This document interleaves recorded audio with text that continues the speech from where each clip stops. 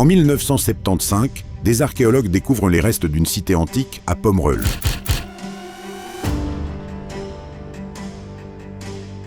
Il s'agit de sauver le maximum, de faire le maximum de relevés afin de rassembler le maximum de renseignements sur cette bourgade.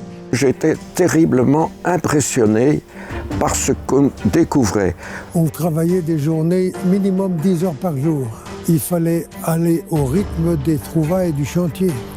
Et ça sortait, ça sortait.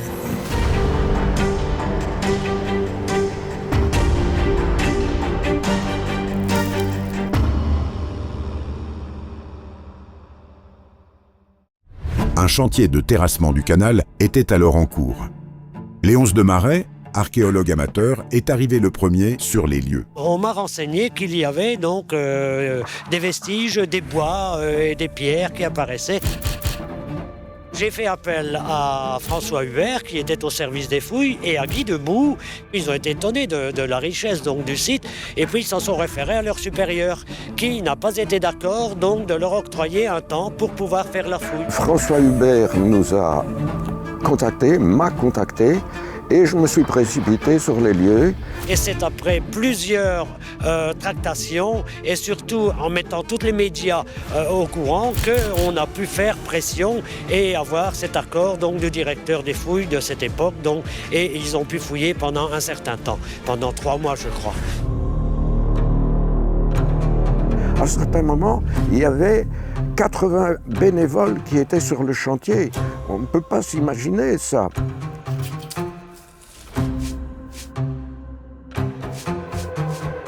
Nos collègues de Bruxelles se sont amenés en bagnole, ils nous ont aidés, parce qu'il fallait dessiner, tout relever. Moi, je prenais des photos ici, des photos là-bas.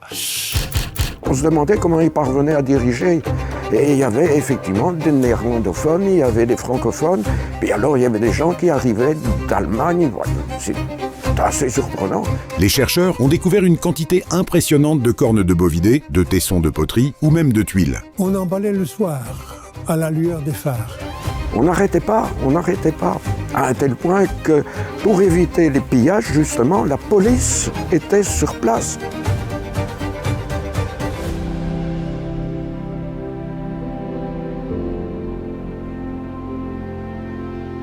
À 2 mètres, on voit apparaître une planche, très belle planche. Bon, un deuxième préparateur prend une terrière, monte sur le talus et commence à sonder. Il y en a encore ici, il y en a encore ici. 19 mètres de long, il trouvait encore du bois. Je suis arrivé avec un des meilleurs caméramens de l'époque. Puis on a soufflé, on a dit, bon, maintenant, qu'est-ce qu'on va faire? On ne va pas tout foutre en l'air, on va essayer de la sauver. Il faut vous dire que dans un marécage, il n'y a pas d'oxygène. Autrement dit, il n'y a rien qui évolue. Ça ne vieillit pas. Le bois était quasiment intact. Plein d'eau, bien sûr, et tout noir. Mais les ferrailles que vous trouvez, les ferrailles, elles étaient un peu rouillées. Je dis bien un peu rouillées. J'ai vu qu'il fallait arroser sans arrêt ce bateau qui sortait de terre, qui arrivait à l'air libre. Et il faut dire qu'il y avait avec ça des feuilles qu'on croyait sortir de l'automne précédent, mais qui avaient en fait tout près de 2000 ans et qui étaient enterrées, mais qui en moins de 5 minutes se transformaient en poussière. Il n'y avait plus rien. Il fallait, pour conserver ces chalands, les laisser dans l'eau. Sinon, ça allait être l'éclatement du bois, la torsion, la sécheresse. On a donc transporté cela à l'ancienne caserne des Hollandais à Ath. Et nous avons été aidés par un conservateur du musée d'Ath, M. Sansen. Et il avait trouvé le truc, lui, il nous a fait dans la caserne même des bacs avec des ballots de paille. Dans les ballots de paille, il avait mis des voiles de plastique. Il a mis de l'eau, tout simplement. Et ça marchait. Ça m'a marqué, c'était un bon moment, très agréable pour moi.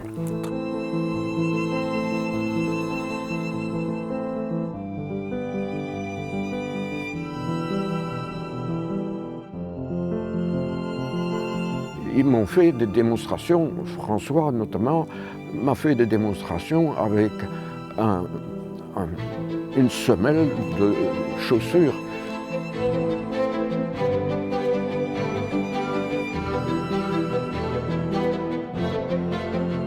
C'était une chaussure qui était assez importante et qui était bien découpée, mais qu'il fallait aussi protéger. Si nous les sortons de leur milieu en les laissant à l'air et au soleil, nous assisterons à une dessiccation rapide de l'objet, et ou bien une dessiccation, ou bien à une pourriture du cuivre. C'est grâce à ces hommes, à leur travail et à leur passion que vous pouvez aujourd'hui admirer ces objets dans notre musée. Vous ne savez pas pourquoi vous devenez archéologue. C'est le fait de rencontrer quelqu'un qui allume la mèche. C'est ça, la transmission du savoir. On n'est que des acteurs. On ne joue pas, hein. On informe. On essaye de décrypter la réalité. Transmettre un savoir, oui, aujourd'hui il est bien. Demain c'est plus la même chose. Mais si vous avez le goût des choses, vous pouvez mettre le nouveau savoir à jour et au jour. C'est un héritage que nous avons et que nous devons transmettre. J'ai toujours été conscient de ça.